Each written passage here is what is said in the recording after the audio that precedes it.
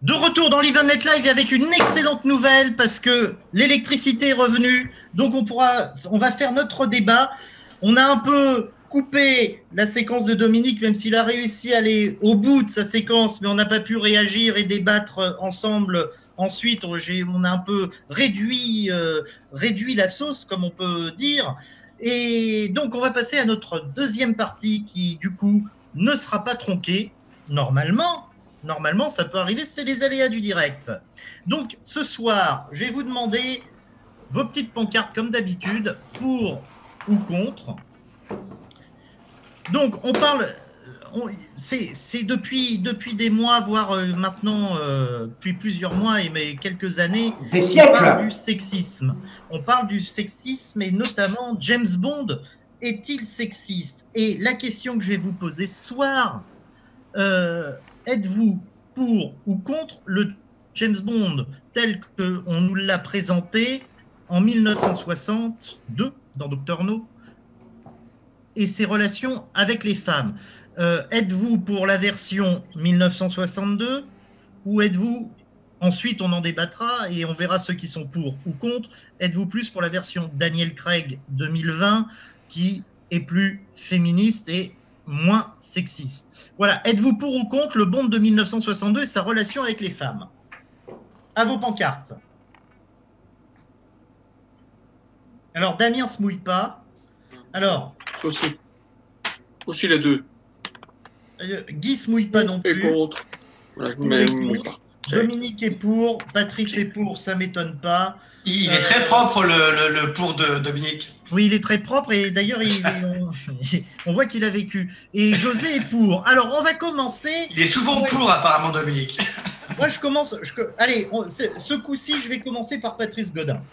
Oula. Pourquoi?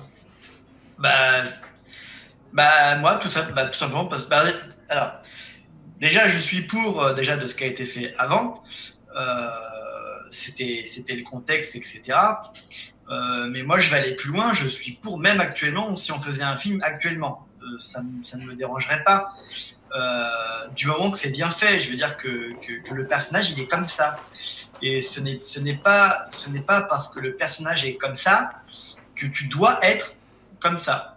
Est-ce que ça ne te choque pas aujourd'hui? Est-ce que ça te choque pas aujourd'hui de ce côté machiste qu'a James Bond, qui a toujours eu James Bond? Est-ce que nos mentalités n'ont pas évolué là-dessus, sur nos relations hommes-femmes, sur la place qu'a la femme dans la société? Est-ce que ça ne te choque pas, ça? C'est vrai que l'autre jour, j'ai regardé Goldfinger avec mon fils et ma femme passait derrière.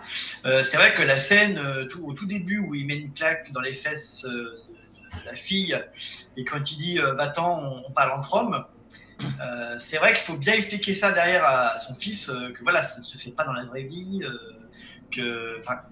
c'est vrai que ça peut être mal perçu. Moi perso, je mets pas de main aux fesses comme ça et oui. Va-t'en, on parle entre hommes.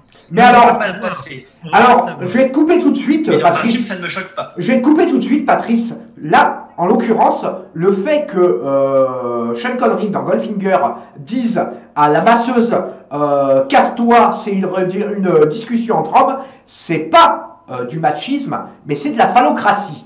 Et c'est un petit peu différent. C'est-à-dire qu'en fait, dans ce cas-là, on considère la femme comme inférieure à l'homme. Et ça n'a rien du tout, ça n'a absolument rien à voir avec le machisme. Ce sont deux choses différentes. Et je vais y revenir quand ça sera mon tour de commenter.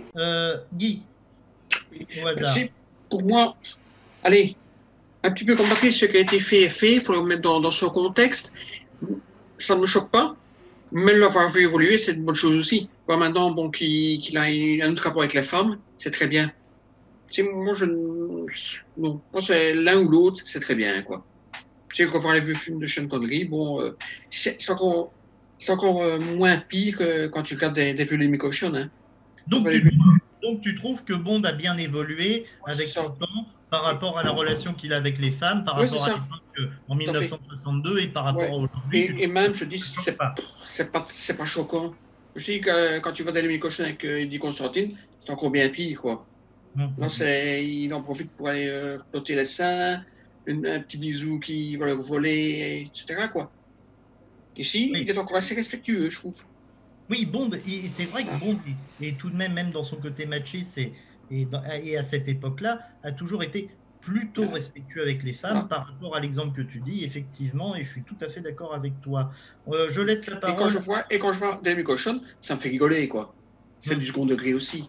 C'est comme à l'époque quand tu vois des vieilles comédies avec le Max Brother, bon. Dominique, j'attends ton intervention là-dessus. Alors moi, je suis pour le James Bond de 1962 parce que je pense qu'on est le sexe fort et que c'est la moindre des choses et que voilà, ça doit continuer comme ça. Et puis c'est normal que les femmes se plient au désir de James Bond. Et puis, non, allez, blague à part. Mesdames, ils déconnent. S'il y a quelques dames qui nous écoutent, ils déconnent. Vas-y. C'était de la provoque. Je suis, rien ne me choque dans le contexte des années 60. À côté de ça, James Bond ne maltraite pas les femmes. Il a des propos machos qui sont en phase avec l'époque des années 60. Après, je pense pas que Daniel Craig soit un James Bond moins macho. Je pense que c'est son environnement qui fait que son machisme peut moins s'exprimer. Mais je pense que James Bond reste le même, sauf dans The Living Daylights, mais où on a droit au James Bond le moins macho du monde, hein, faut bien le dire quand même. Mais moi, je suis absolument pas pour que James Bond devienne un grand romantique attentionné. Oui. Alors, avant de donner la parole à Damien et à José, on a Steve Ketterlin que l'on salue, qui commente en disant « Il faut tout remettre dans son contexte. Comme dit Guy, Bond a dû évoluer et il n'avait pas trop le choix. » Et Jaboz qui nous dit pour un sujet comme ça, il faudra aussi demander aux fans avec un « E » de Bond, car elles existent et se font rares. Et je suis tout à fait d'accord avec Jaboz. C'est vrai. Et justement, l'année prochaine, nous essayons d'avoir une ou deux femmes de temps à autre en tant que chroniqueuses pour la saison 2. Et effectivement, d'avoir leur vision sur le personnage serait très intéressante, et notamment sur un sujet comme celui-ci. Et je laisse la parole avant Damien, parce que... Mathieu, je n'étais pas allé jusqu'au bout de ma pensée. Mais... Ah pardon, vas-y Dominique, je te laisse finir. Donc, j'allais juste aller un petit peu plus loin en disant que moi, je rencontre tous les jours des femmes qui ne se cachent pas d'aimer un petit côté macho chez les hommes, qui disent, ben moi, j'aime bien... l'homme le vrai, quoi, qui se positionne, qui prend qui prend des décisions, pas qui la brusque, mais donc voilà, je pense pas que les femmes aiment les sucres d'orge chez les hommes. Donc voilà. L'image est mal choisie. C'est bien qu'on dénonce les agresseurs sexuels, mais je pense qu'il faut pas tout confondre. Mais ça dépend des femmes aussi. Hein. Ça dépend des femmes. Ah oui, bien sûr. Ça dépend des femmes. D'ailleurs, il faudrait que tu nous fasses aussi un portrait psychologique des femmes, de la relation des femmes par rapport aux hommes. T'en as du boulot, hein. T'en as du boulot. José. Tu vas devoir faire un truc psychologique, sur aussi une chronique sur Damien et les livres. José, alors, moi, je suis tout simplement pour qu'il garde son côté machiste. Parce que bon, et ça pourra faire probablement bondir Pierre dans la troisième partie. Mais moi, je pars du principe que le personnage James Bond écrit par Ian Fleming ne doit pas être dénaturé. Il ne doit pas perdre son ADN. Maintenant, je veux dire, le sexisme ou le machisme des années 60, effectivement, n'a plus de raison d'être aujourd'hui. Les temps ont changé, les mœurs ont changé, les gens ont changé. Ça, nous sommes d'accord. Mais cela dit, il ne faut pas dénaturer un personnage pour autant. Sachant que machisme ou sexisme ne veut pas dire forcément qu'on fait des personnages féminins des potiches. Et on l'a vu depuis de nombreuses années que les personnages féminins, contrairement à ce que beaucoup de bien-pensants peuvent affirmer par support écrit ou audiovisuel, etc., les James Bond Girls n'ont jamais été des potiches. De Claudine Auger, en passant par Carole Bouquet, en passant par Sophie Marceau, j'en passe et des meilleurs. Les meilleurs exemples, laisse-moi finir, après tu pourras rebondir autant que tu veux, Patrice. Les meilleurs exemples, pour moi, ça reste quand même Fiona Volpe, dans Opération Tonnerre, qui est loin d'être une potiche. Ania Amasova, dans L'espion qui m'aimait, interprétée par la sublime Barbara Bach. Et je veux dire, sexisme dans le personnage, oui. Faire des femmes, des personnages inférieurs, ça n'a jamais été le cas dans un monde cinématographique, ni d'ailleurs dans un monde littéraire. Donc raison pour laquelle ça ne sert à rien de dénaturer le personnage. Et maintenant Patrice, je te laisse rebondir. Alors, excusez-moi, avant que Patrice rebondisse, on a quand même quelques réactions sur les réseaux sociaux et je vais laisser la parole après aussi à Damien qui n'a pas encore donné son point de vue là-dessus. François Justamment, qu'on salue, qui était notre invité il y a 15 jours, qui nous dit « Bond doit rester un charmeur avec une pointe de virilité ». Je suis à 200% d'accord avec lui. Absolument. On a également Alex007 qu'on salue avec humour et désinvolture. On le salue toujours avec humour et désinvolture. L'essentiel est de ne pas dénaturer 007 tel qu'il a été imaginé par son auteur. Exactement. Si, bien sûr, il faut qu'il s'adapte à son époque.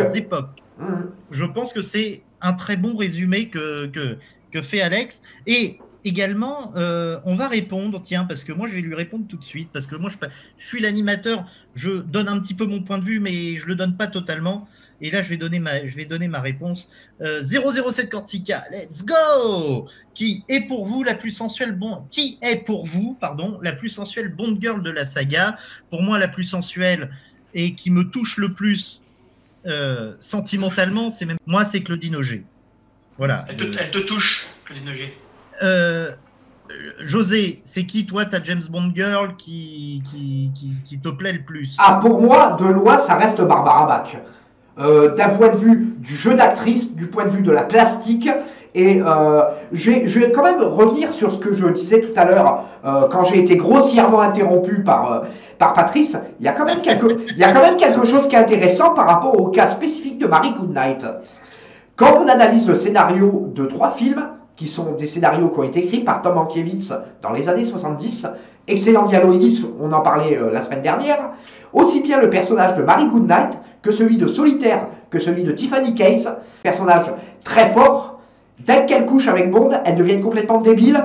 Et c'est dû au fait que la première partie du personnage a été écrite par Tom Mankiewicz et l'autre partie par Richard Maybon. Oui. Y a-t-il un lien? Maybon était-il un sexiste? Quelqu'un qui voulait rabaisser les femmes? Honnêtement, la question est ouverte. Oui, c'est vrai. Alors Damien, donc moi j'ai dit ma James Bond girl préférée. José a dit la sienne. Je passerai aux autres liveurs par la suite. Mais comme tu n'as pas donné encore ton point de vue, donc quelle est ta James Bond girl préférée et puis pourquoi tu es ni pour ni contre, bien au contraire?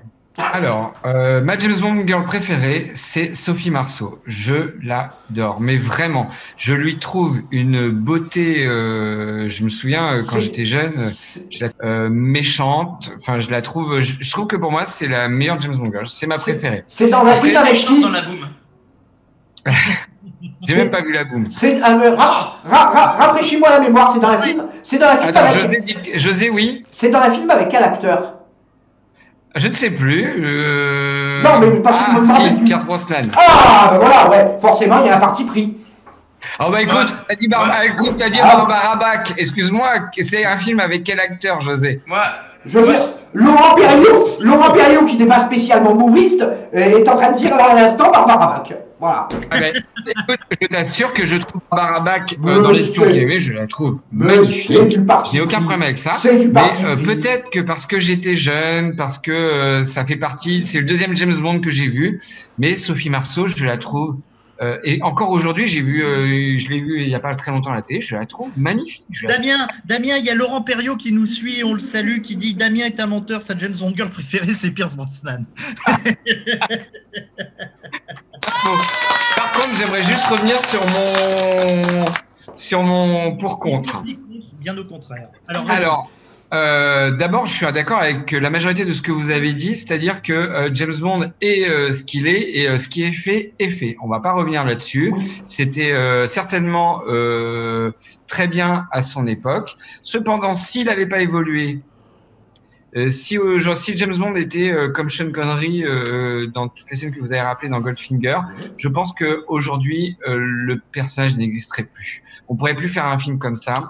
C'est impossible. Et James Bond, sa réussite, c'est s'être adapté aux différentes générations qui ont succédé, et le sexisme n'est plus, à mon sens, acceptable. Je n'ai pas non plus spécialement envie de voir James Bond devenir père de famille avec une femme, 3 enfants, un labrador et 3 maisons. Enfin, je veux dire, voilà. Mais et de faire une quiche au four. Principalement. mais je crois que heureusement que James Bond n'est plus sexiste comme il pouvait l'être dans les années 60. Sinon, ça serait la fin de notre héros. Malheureusement, il aura fallu qu'il s'adapte. On peut être pour, on peut être contre. Moi, j'aime cette scène-là. Ils n'ont pas eu le choix, en fait. Moi, ils n'ont pas eu le choix. Je continue à penser que James Bond est aussi sexiste que dans les années 60, mais c'est que c'est son environnement qui fait qu'il ne peut plus l'exprimer de la même manière. Possible. Après, c'est possible. Que Bond soit sexiste, c'est pas le problème. Je veux dire, je peux aimer les films de James Bond et pas de faire son sexisme mon modèle. Ah oui, c'est pas pour ça que je vais faire pareil que lui dans la vie. Par ailleurs, le sexisme de Bond, c'est ce qui donne lieu à des échanges savoureux avec les femmes qu'il croise aujourd'hui. Absolument. Et qui envoient ce sexisme à la gueule. Donc, sinon, ça serait pas intéressant. On est d'accord, on est complètement d'accord. Mais avec les mouvements sexistes et féministes d'aujourd'hui, si on faisait un film avec ne serait-ce que la scène du claquement de cul dans Goldfinger, ça serait un tollé, ça serait un scandale. On aurait des féministes et des fémènes, les nichons à l'air, dans toutes les salles de cinéma. Les fémènes, pour moi, c'est des hystériques. Hein. Donc, oui.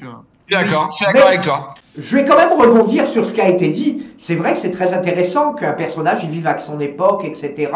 Que des scènes comme on l'a cité dans Goldfinger seraient totalement inacceptables aujourd'hui. Mais je pourrais faire une transposition sur un autre thème qui est actuellement extrêmement d'actualité. Je veux dire, est-ce qu'aujourd'hui, on pourrait, par exemple dans un film comme Vivre et laisser mourir, faire parler le personnage de Roger Carver avec un accent antillais? Je veux dire, à tout vouloir moderniser, on finit par tomber dans le n'importe quoi, très clairement. Mais tu as entièrement raison, José. Ben voilà. C'est comme aussi. Et voilà, ils sont encore d'accord. C'est comme aussi, pour un autre thème, Bond ne fume plus. Oui. Bah ça, Lucky Luke a fait pareil. Hein. Bond est devenu monogame. Dans Tuer n'est pas joué. Oui, mais ça n'a pas duré longtemps. Pour moi, ça a commencé là, l'erreur. Ce film est un essai, justement, de faire de Bond quelqu'un de pas du tout sexiste et de très doux. Et pour moi, c'est un échec total. D'ailleurs, c'est le seul. Oui, c'est le absolument. Alors, si je peux me permettre, messieurs, on a François justement qui nous dit, et rien que le titre, d'ailleurs, qui nous dit, et c'est juste avec de l'humour que je rebondis là-dessus, le titre Octopussy était très sexiste. Bien que t'aies mis cette affiche derrière toi, mon petit José.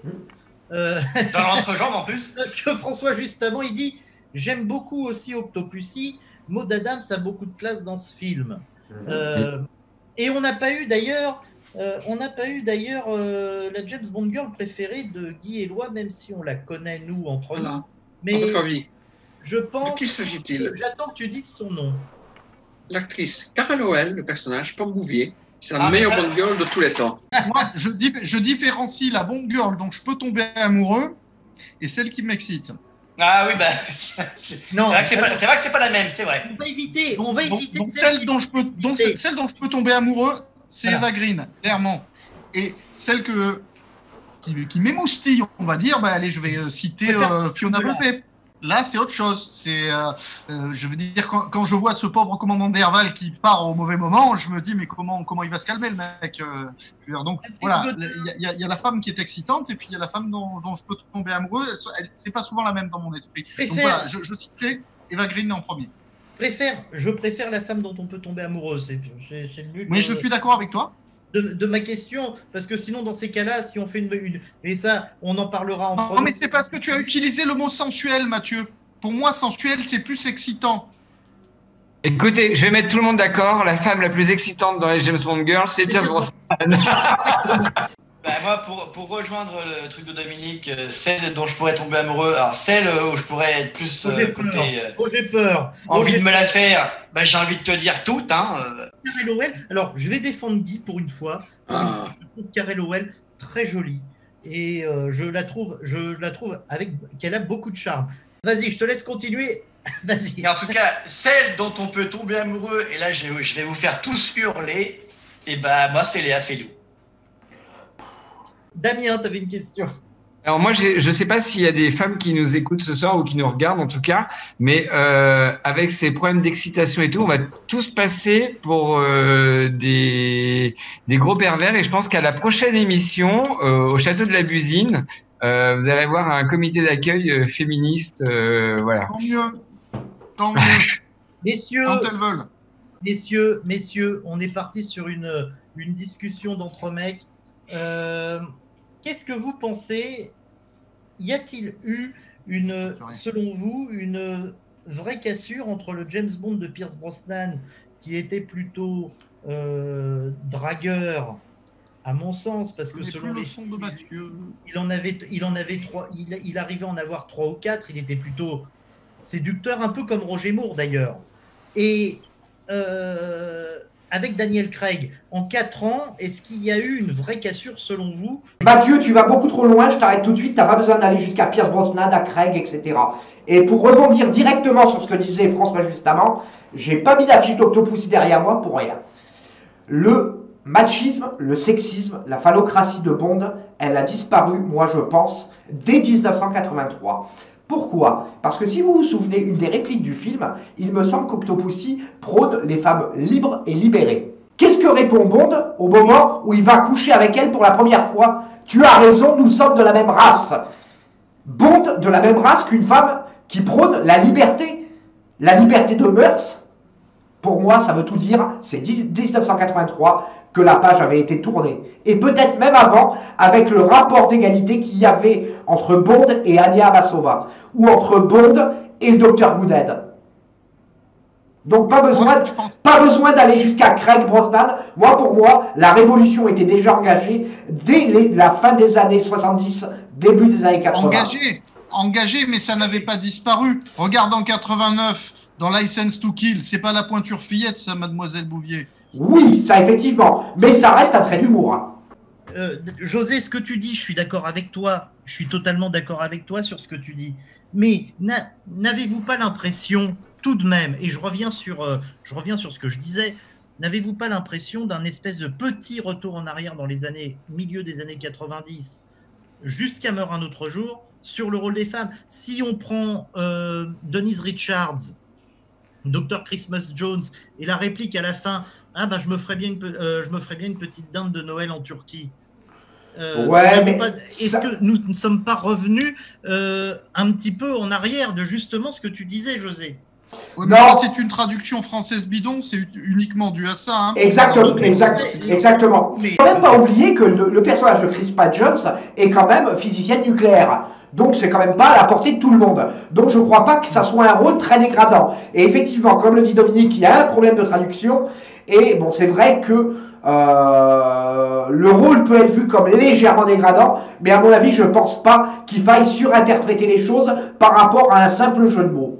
Je ne crois pas. Il n'était pas destiné à être dégradant, en tout cas, ce rôle. Voilà. Il n'est pas très bien écrit, bien sûr. Pas très bien joué non plus. J'ai rien contre Denise Richards, que j'aime beaucoup dans d'autres films, mais c'est un échec, ce rôle, et elle passe pour une cruche. Mais je pense que l'objectif n'était pas de rabaisser la femme à ce moment-là. Et dans The World Is Not Enough, dans Le Monde ne suffit pas, Sophie Marceau, c'est quand même la grande méchante qui est le cerveau de tout ça. Dans Die Another Day, c'est Alberi qui est quand même l'égal de James Bond au niveau de la CIA. Donc moi, je crois vraiment pas que les James Bond avaient pu... Peut-être GoldenEye plus. Encore que c'est une information. Moi, je la trouve géniale, Natalia. Elle a du caractère, Natalia Simonova. Elle a du caractère, elle est utile dans sa mission. Boris, elle a de la répartie. Ouais, à la fin, la scène sur la plage, elle est un peu. Mais justement, elle lui tient la dragée haute, elle lui fait s'interroger. Oui, non, mais comme disait José, il est vrai que Bond est sexiste, mais on lui met en face des femmes fortes, mais que souvent, dès qu'il a couché avec. L'exemple le plus concret que je vois, c'est Tiffany Case. Ah oui. C'est l'exemple le plus concret. Au début, elle est vraiment très très forte, elle le repousse, mais toi tu m'auras jamais. Quoi. Tiffany Case. C'est vraiment toi tu m'auras jamais. Tiffany Case, moi je la vois comme une missionnaire, je la vois. Et dès qu'elle couche avec, alors là c'est terminé. Ouais. C'est la potiche par excellence. Ah ouais. On ne t'entend plus. Mais moi par rapport à ça, j'ai un exemple encore plus concret. qui m'a toujours choqué, c'est les gitanes dans Ouais. Bombos de Russie. Les gitanes, elles se battent. On voit des femmes fortes qui se battent, un combat. Et là, elles se battent pour un mec, hein, je vous rappelle. Hein. Elles se battent, c'est la tradition des gitans. Elles aiment le même homme. Elles se battent à mort pour lui. Et là, on les donne à Bond. On sait ce qui va se passer. Hein, c'est pas dit explicitement, mais on sait ce qui va se passer. Et c'est lui qui va choisir. Le mec, l'autre, il est où dans tout ça? Et elles, après, elles sont amoureuses de lui et aux petits soins. Et là, elles sont devenues des. Ceci dit, et on va conclure là-dessus ce débat. Ceci dit, James Bond a tout de même, dans la plupart de ses films, et même depuis 1962, même s'il a ce côté machiste, séducteur, comme disaient nos intervenants. Du coup, je lisais une phrase de François Justamant qui dit Christmas comes once a year, qui dit très difficile à adapter en français. C'est ce que tu disais, Dominique, tout à l'heure. James Bond a quand même eu affaire, dans la majorité de ses films, à des femmes qui sont fortes, qui ont du caractère. Il y a plusieurs rôles féminins. Généralement, le premier ou le deuxième rôle, il avait une femme forte face à lui. Et ça a toujours été, même si James Bond a ce côté machiste, le rôle de la femme dans James Bond n'a pas été mis de côté. Et effectivement, même s'il peut y avoir quelques rôles qui ont eu un côté potiche, il me semble que James Bond a toujours été plutôt féministe. Oui, absolument. Mais tu vois, dans ce que tu dis, Mathieu, je suis presque totalement d'accord avec toi. Il n'y a qu'une seule chose, moi, à titre personnel, qui me dérange, c'est mettre dans la même phrase sexiste et séducteur. Tu peux très bien être séducteur sans être sexiste. Oui. Tout à fait. Pour moi, ce sont deux notions qui sont complètement opposées. Tout à fait. Qui aime davantage les femmes que James Bond? Je veux dire, on peut dire ce qu'on veut, qu'il a des relents de machisme, mais il les aime, les femmes. Pas seulement pour les sauter. Bien sûr. Bien sûr. Il les aime dans toutes leurs dimensions. Ah, des fois, il les utilise aussi. Oui, quand c'est méchant, pour les besoins de sa mission, mais on sent aussi une fascination pour l'agent féminine. Steve avant de terminer, Steve Ketterlin qui nous dit, voilà, alors qui est d'accord avec moi, voilà, bien sûr, les femmes en général sont souvent mises en avant dans les films de James Bond. Et Emmanuel Michler, pour conclure, qui dit que Daniel avec un E et deux L-E, Daniel Craig, la Bond Girl préférée de Patrice. C'est pas faux. Mais avant le prochain acteur. Et messieurs, je vous dis à tout de suite avec Pierre Rodiac, et je dis à nos auditeurs et téléspectateurs, à tout de suite. À tout de suite.